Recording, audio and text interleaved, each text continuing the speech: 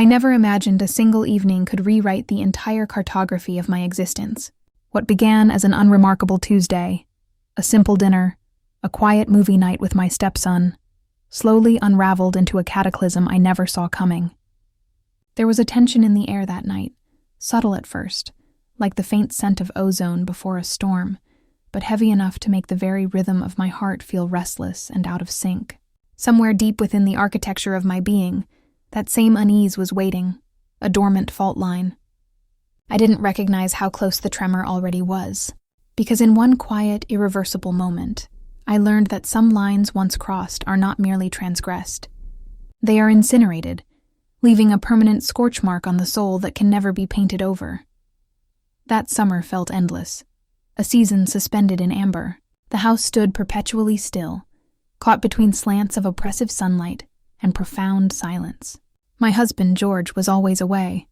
Another business trip, another late-night call that sounded too rehearsed, too casually dismissive to be genuinely questioned. Our marriage had long since curdled into a comfortable, sterile arrangement. It was all structure and no soul. A beautiful, empty house where the furniture was perfectly arranged and the heart had been evicted.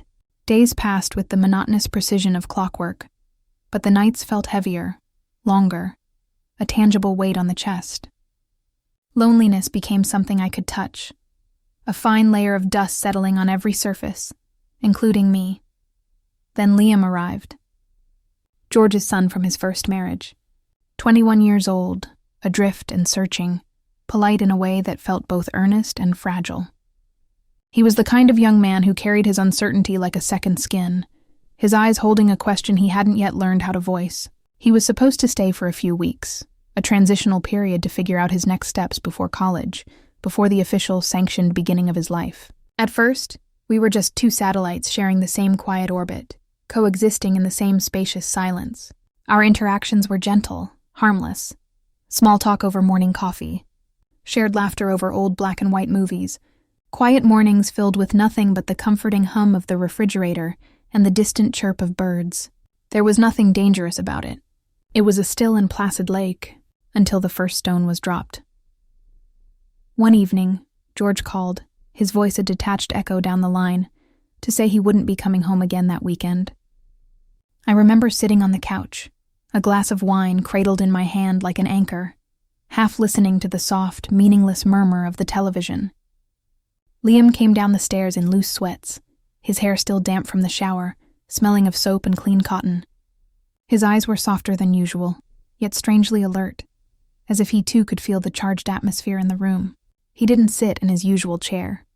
Instead, he settled on the opposite end of the same couch, and the generous space between us suddenly felt infinitesimal, charged.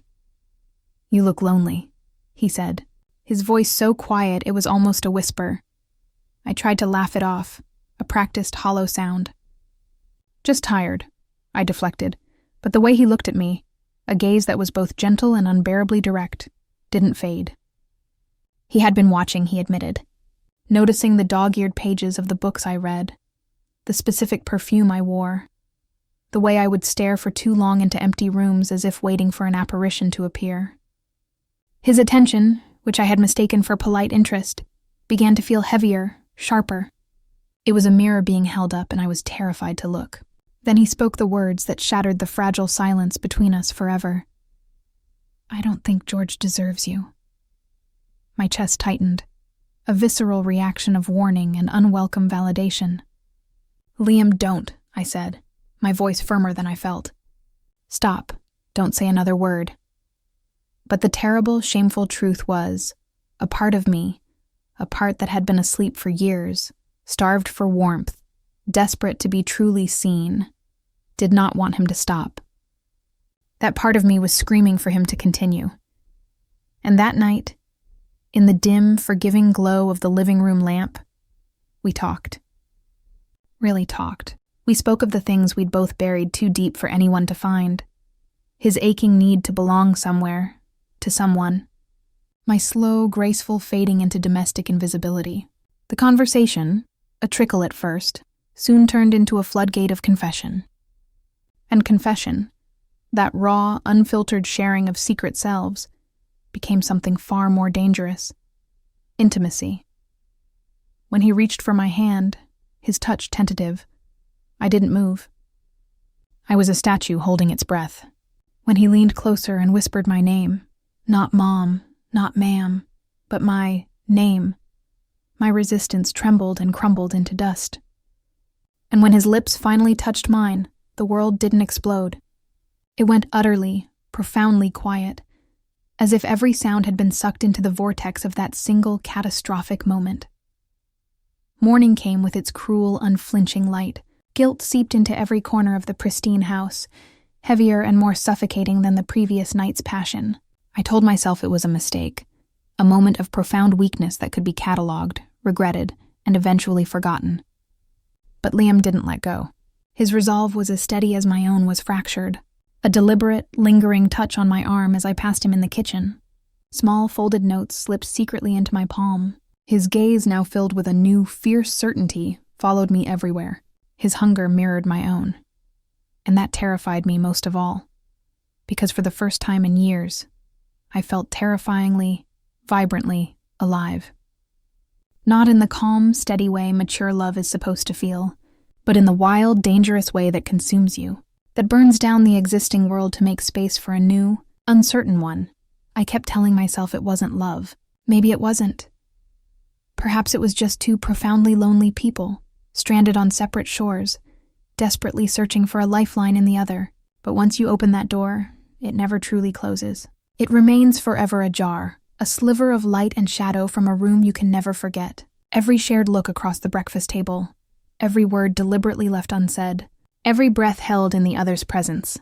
It all built inexorably toward a truth neither of us could fully face. A new and forbidden geography we had charted together. And even now, long after the summer has ended and the house has returned to its original, profound silence, I can still feel the weight of that night pressing against my chest, a constant low-grade atmospheric pressure.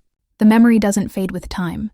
It lingers alive and breathing, waiting in the quiet spaces. It is a secret that now lives and pulses between two people who should have known better, who saw the cliff's edge and chose, with eyes wide open, to step into the abyss. Some moments do not just change you, they rewrite you completely, sentence by sentence. And no matter how hard you try to move past them, to outrun their shadow, they never, ever let you go. They become the new map by which you are forced to navigate, a permanent alteration of the interior world.